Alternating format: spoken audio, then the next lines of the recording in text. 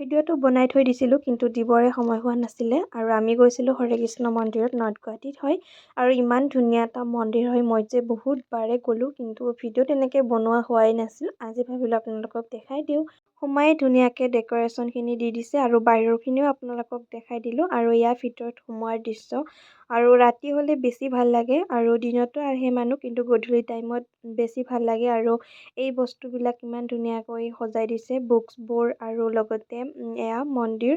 আৰু ইমান যে বেছি ভাল লাগে ইয়াত আহি আৰু মই যেতিয়া প্ৰথমবাৰ আহিছিলোঁ বহুত বেছি ভাল লাগিছিলে আৰু তাত ফটো চটো উঠিছিলোঁ আৰু এতিয়াও উঠিছোঁ বাৰু আৰু ভাবিলোঁ আপোনালোককো ভিতৰখিনিও দেখাই দিওঁ যিহেতু আজি মই ভিডিঅ' কৰিছোঁৱেই আৰু বাৰু আপোনালোকে কোনে কোনে আহি পাইছে জনাব কাৰণ এতিয়া আৰু বহুতে আহিও পাইছে আৰু কিছুমানে আহিও পোৱা নাই কাৰণে কৈছোঁ আৰু ময়ো অকণমান সকলোকে দেখাই দিলোঁ আৰু বাহিৰৰ ফালে দেখিছেনে ইমান ধুনীয়া ডেক'ৰেশ্যন কৰি থৈ দিছিলে দেখিবলৈ ভাল লাগিছিলে তাৰপাছত ইয়াতে খুৱাইছে ভোগ আৰু বা আৰু মই গৈছিলোঁ আৰু আমি দুজনীও ভোগ খালোঁ আই লাভ হৰে কৃষ্ণ মন্দিৰ আজি ইয়াত আহিছিলোঁ দেই